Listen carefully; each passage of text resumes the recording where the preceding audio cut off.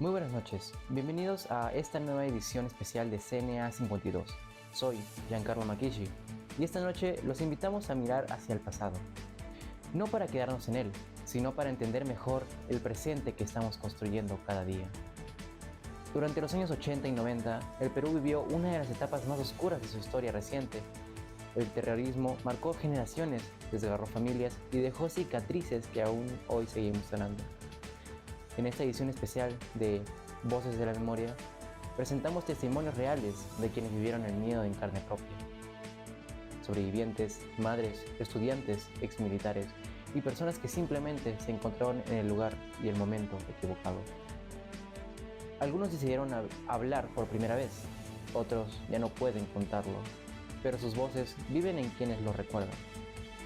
Este no es un reportaje para juzgar, es un espacio para escuchar, porque solo mirando de frente al dolor podemos evitar repetirlo. Los dejamos con la primera entrega de esta serie documental exclusiva de CNA 52. Éramos niños cuando estalló el miedo. Fueron atacados, masacrados. Defienda a los terroristas, pero no defienda a la policía cuando son masacrados. Buenas tardes, señor Adolfo. Hoy le vengo a hacer algunas preguntas sobre el terrorismo en el Perú. La primera pregunta es, ¿cómo describiría la situación política y social del Perú en los años 80 con la aparición de grupos terroristas como Sendero Luminoso y la MRTA? Bueno, esos dos, mayormente el Sendero Luminoso, tomó el campo del centro, que se llama Ayacucho, Huancavelica, Apurímac y Huancayo. Comenzaron a derrumbar torres de alta tensión, nos cortaban las luces y el gobierno dictaba toque de queda. Entonces en ese momento el gobierno tuvo que poner la mano dura, comenzando que el presidente dictó una ley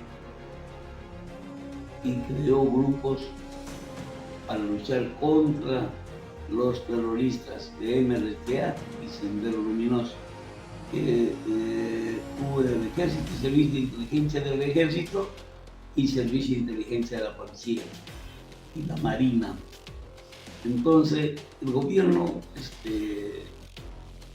estaba atado de manos porque no dejaba avanzar a los proyectos del gobierno. Entonces tuvieron que acatar órdenes muy fuertes, como se crió en esa época la policía que se llamaba la DIRCOTE, y son ellos los que comenzaron a avanzar, y por otra parte el ejército. Comenzaron a caer porque MRTA ya también secuestraba a altas autoridades y Sendero Luminoso se dedicó a matar alcaldes, teniente gobernadores y tomar pueblos que no tenían defensa. Entonces los del pueblo, como entraba Sendero, se ponían de parte de ellos porque ellos los obligaban. Entonces el gobierno tomó manos drásticas y terminó una parte, comenzó una guerra interna. Si no, no podían. Entonces entró el gobierno con el ejército y la policía. Duró como 4 o 5 años esa guerra, hasta que al fin capturaron a Abimael Guzmán y a Serpa Cartolini, que era de MRTA. Comenzó a bajar la tensión, entonces el gobierno ya pudo manejar el país. Paulatinamente salimos de ese embalse terrorista y comenzó a cambiar el país. Pero todavía quedan rezagos, y esos rezagos son los que ahorita están malogrando al país. No salimos adelante porque siguen atacándonos ya con inteligencia, ya no matando, sino con, ¿cómo le llaman eso? Una guerra psicológica, donde te han formado muchos grupos en todos los estados. Ministerio de Educación, Ministerio de tantas cosas. Casi en todos los ministerios hay gente comprometida a defender la palabra de Sendero Luminoso. Entonces, eso es lo que sucedió en esa época en nuestro país. Ahora, más adelante, estamos cambiando. Espero que se termine esto para que así el país pueda caminar mejor. Eso es todo lo que te puedo decir. ¿Y usted cómo cree que afectó a los pueblos rurales, por ejemplo, más afectados siendo Ayacucho?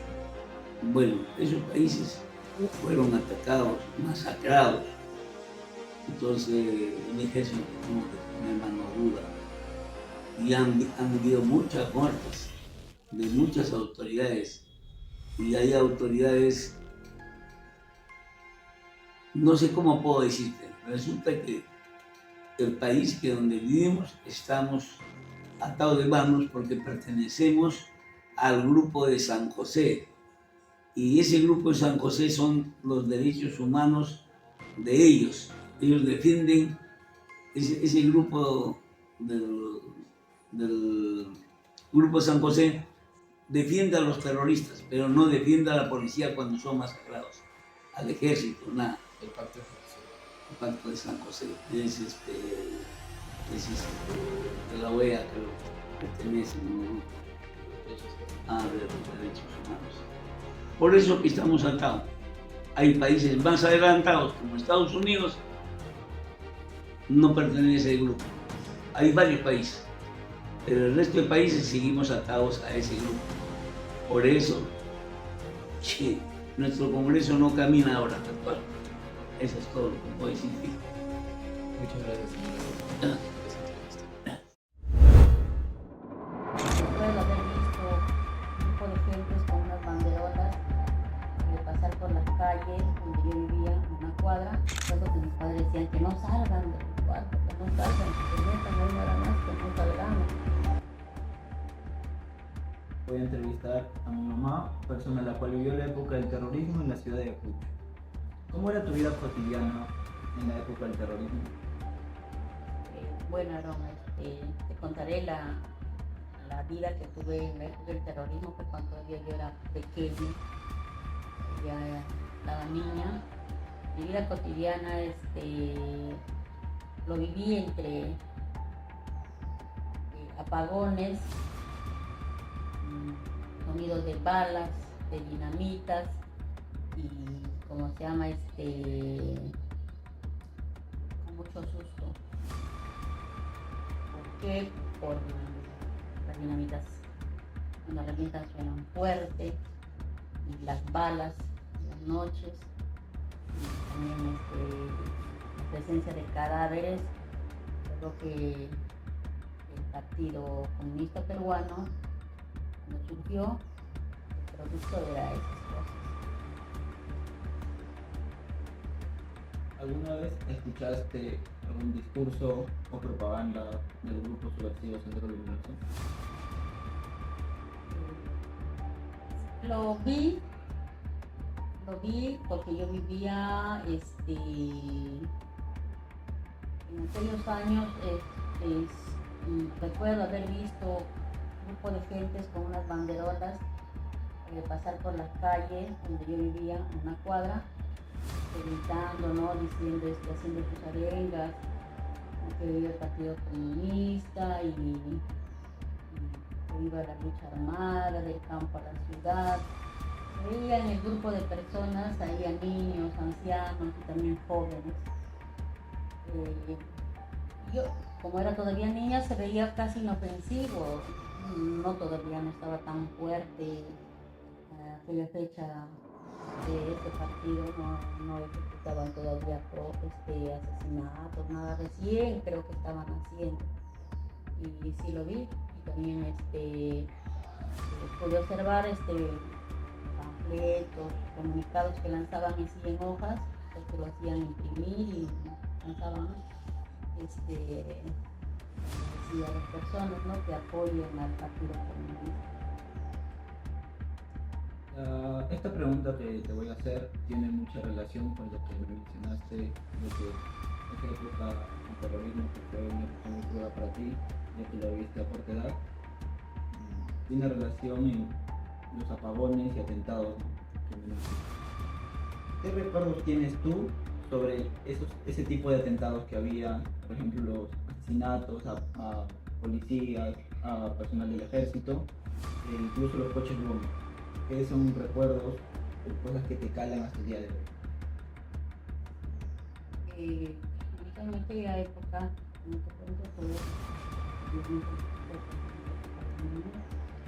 recuerdo bastante el ataque al penal de Ayacucho, donde yo con mi hermana dormíamos ahí en el cuarto las dos, y entonces empezó a sonar las dinamitas esas de las 8 de la noche, 9 de la noche, creo que no recuerdo muy bien la hora. Y nosotros contábamos 1, 2, 3, 4 y era un montón que sonaba. Y nosotros decíamos, ¿qué cosa será? ¿Qué cosa será tanto que no deja sonar? Porque nosotros vivíamos casi cerca del penal y nunca habíamos escuchado ese sonido. Y también las balas que se disparaban de un lado y del otro lado, creo yo, porque salían como chispas ¿cómo se llama? Así como cuando se revienta el cohete, era disparado, así se notaba. Recuerdo que mis padres decían que no salgan del cuarto, que no salgan, que se metan ahí nada más, que no salgamos.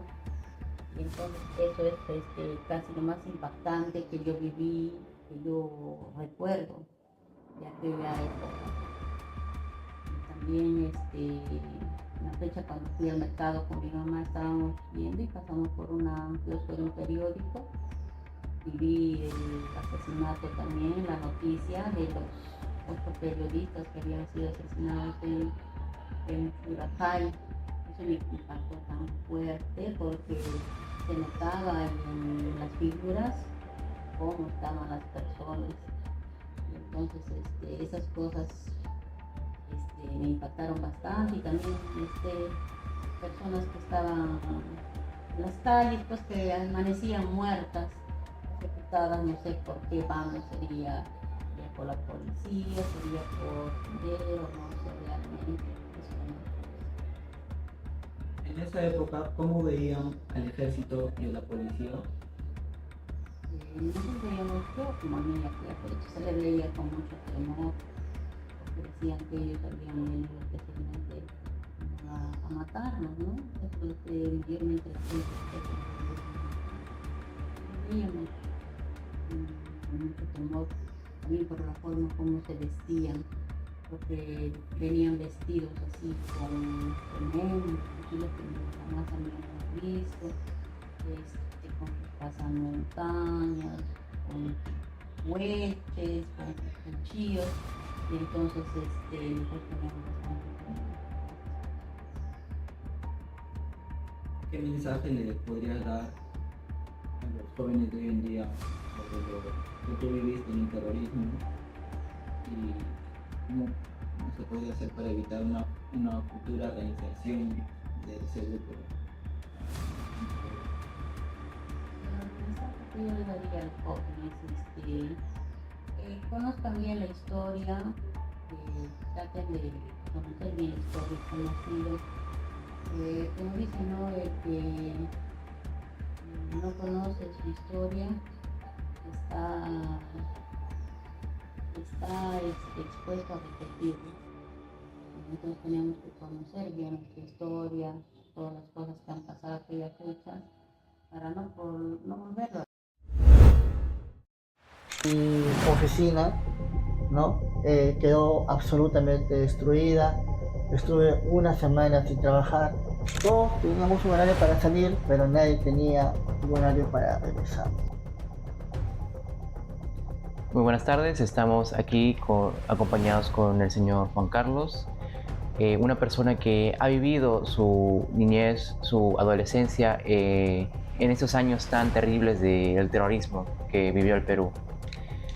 En esta ocasión está aquí acompañándonos para entrevistarlo y preguntarle qué es lo que vivió en esa época. ¿Cómo está usted hoy día, señor Juan Carlos? Sí, gracias. Bueno, fueron tiempos muy difíciles, muy críticos. que han dejado una gran huella, ¿no? En mi espíritu, ¿no? En mi alma.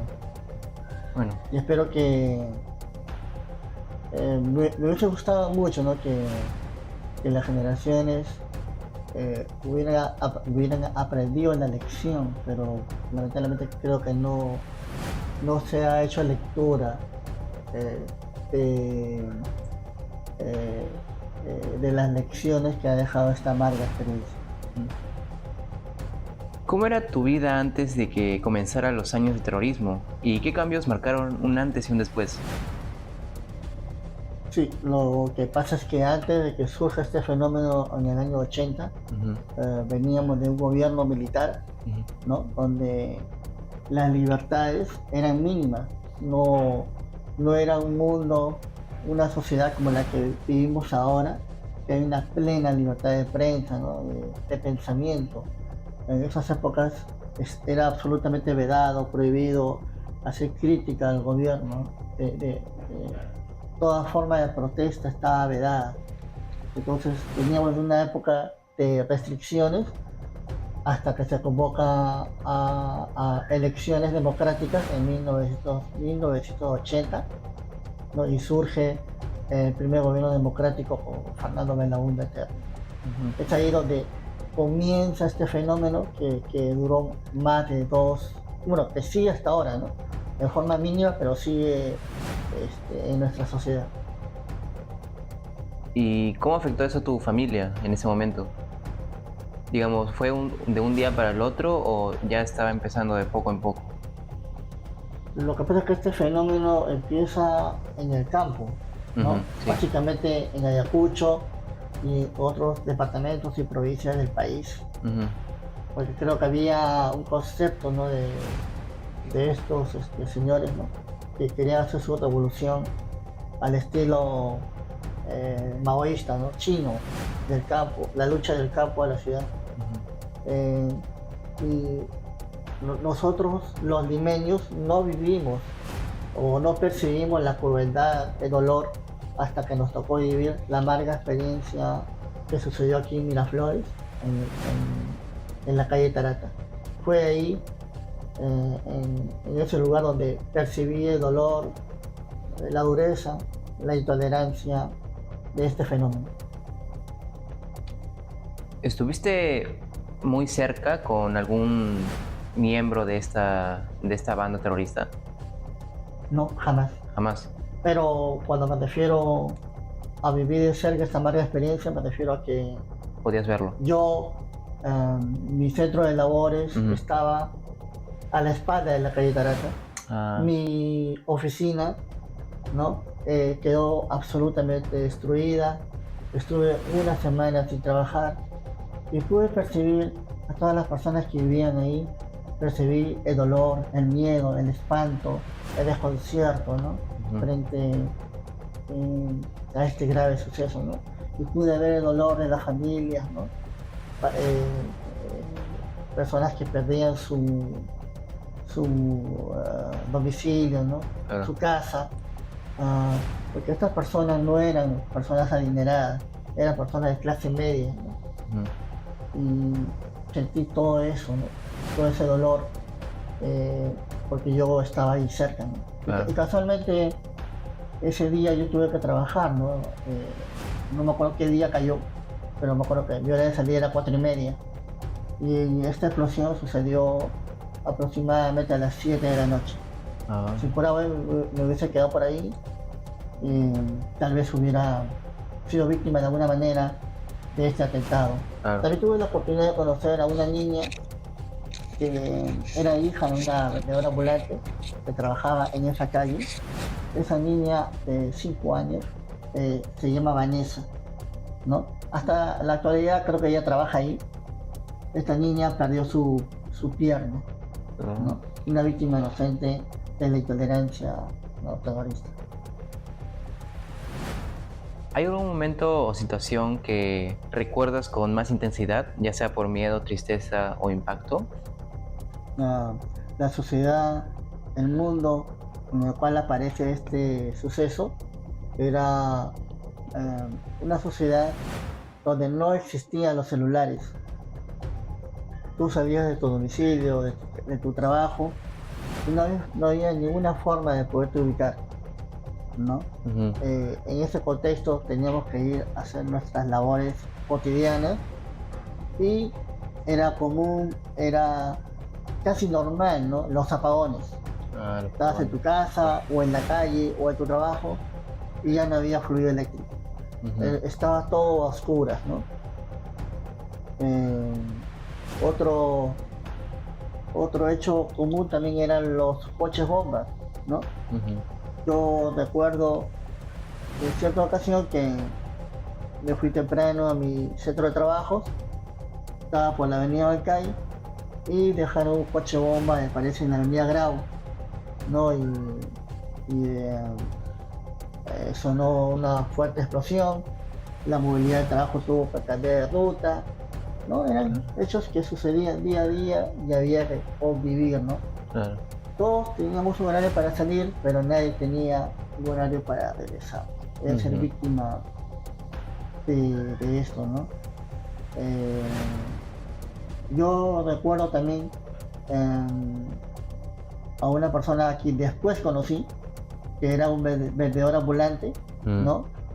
Que justo estaba por la avenida Wilson y a la altura de la zona y un coche bomba que pusieron ahí, una carga de dinamita que pusieron ahí, afectó a esta persona y lo dejó completamente ciego, oh, ¿no? A esta persona la conocí posteriormente y bueno, lo que es la vida, ¿no? Esta misma institución lo contrató, ¿no? Ahorita creo que en la actualidad es empleado o colaborador de la SUNAT, ¿no? ah, Em,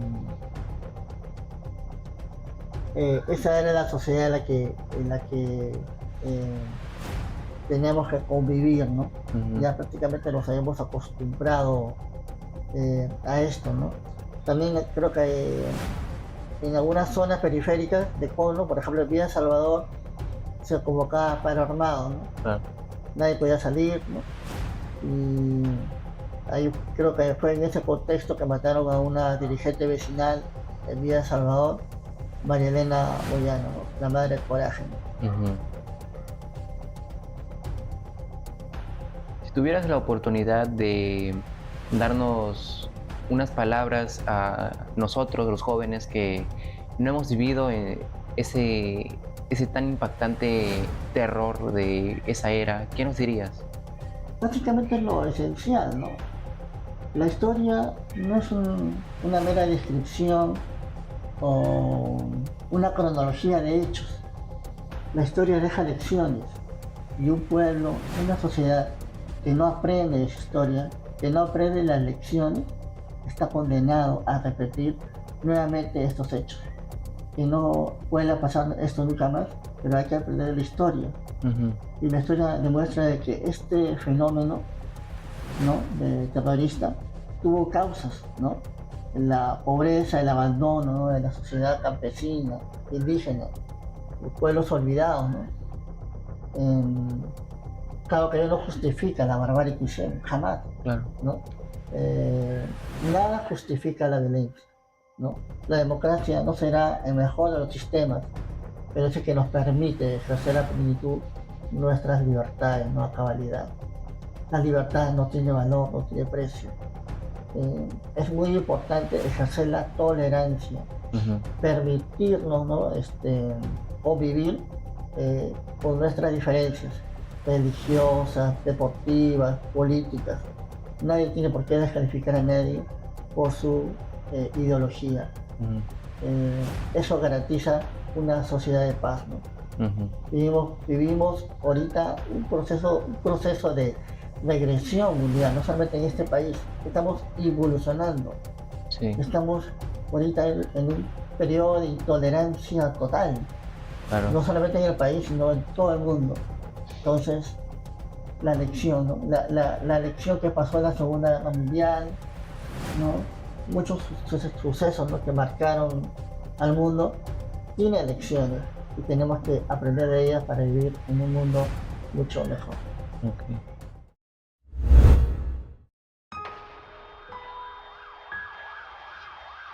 Las heridas no siempre se ven, A veces caminan entre nosotros, hablan bajo o guardan silencio por años. Hoy escuchamos solo tres voces, tres fragmentos de un país que alguna vez tembló por dentro. Y aunque no podamos cambiar lo que ocurrió, sí podemos decidir cómo lo recordamos. Porque la memoria no es para revivir el miedo, sino para que nunca se repita.